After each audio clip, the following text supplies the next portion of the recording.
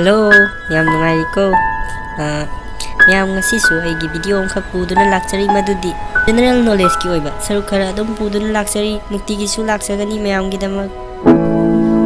adudi miyam matam mangan mana kana roi hongna ba tawrasi P3B asida kwaidagi sonba currency ama hairagadi Iranian rial hariba currency asibuni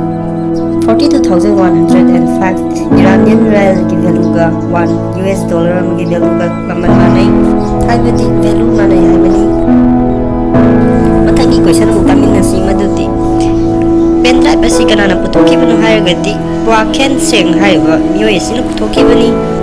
pen drive asi akoi sai sagi oiba amamam kamjin batangai fade adubu mayam sung tang khanduni yengbiu hojik saukalakpagi matung inna wakan khanbagi chang asi noma gi asum hengalai wakan khanbagi chang asi hengalapana maram oiraga akoi miyoi ba asi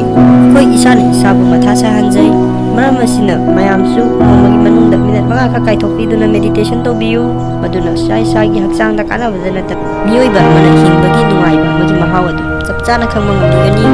mayam makhatara koina mathangi question asidi nupigi eyebrow haibadi nupigi pisum asi tha ani leibaga change tawe haibadi magi masakmang asi tha ani leibaga hongi haibani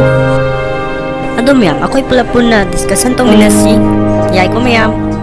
aikoi mioi ba haiba jiba si masa gi nuai khatang thibadagi ngasidi lanjadraba sanga uchegoya jiba panba kya amada akoi mioi bana awaba amadi maning tamba phangandaga lakliba global warming gi effect makoi su saru yari mayam som takhanduri yengbiu chawkhat pa haiba sikarino chawkhat pa haiba si nature na piriba dungai ba si amadi sanga uchegoya jiba panba kya asibu akoi mioi bana muthatuna akoi mioi bagi khaktagi oiba tonganba world ama semjaduna akoi mase khatan ngai ni hingba amadi sanga uchegoya jiba panba kya asibuna global warming gi effect kya ama saru yahanba asibu chawkhat pani haina kawgadra natraga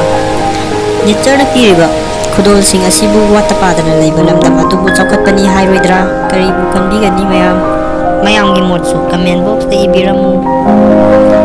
mathangi question number 4 asini butterfly amana mamit kya panbagi haiba asini butterfly amana mamit asi 12,000 eyes pali mayam marathana agi channel asibu kanai khaladi subscribe tawbiramu thank you question number 5 Karamba country na P3B asida khwaidagi henna masing yamna lakhs leibagi hairagadi Canada hariba leiba asi P3B gi oina mana khwaidagi henna masing yamna lakhs leiba leiba amani adom su khanduna yengbiu akhoina honadragadi mai papte isana chatkadaba lambidi isana semjagadabani kanagi su mateng loroidabani khanduna yengbiu piklingaidagi paisa asuk sangra larik tamlagliba si mi gi mateng yaudana hingba ngamdabani adum yam khatarpagi question asidi Question number 6 da Alexander hariba nupa asi European dagi India da ihan hana landarakiba nupa amani adubu mayam lan haiba asinadi aikoi da kanaba karisu purakte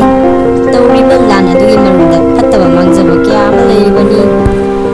mathangi question da akoi mayam na budi khangnare adubu AK-47 hariba nongmai asi magi long form asi automatic Kalashnikov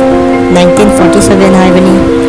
mathangi question number 8 P3B da khwaidai chawba forest asi kaida leibage hairagadi Russia da lei Russia hariba leiba asi European countries singi manunda khwaidagi chawba leiba amani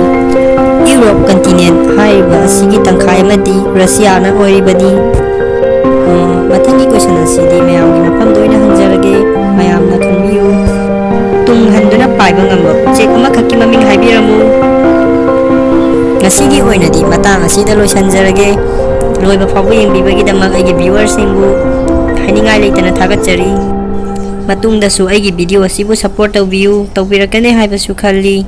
matungdasu mayamna kanagani khanba knowledge kyama puduna laksage ngasigi oinadi matang sida loisanjar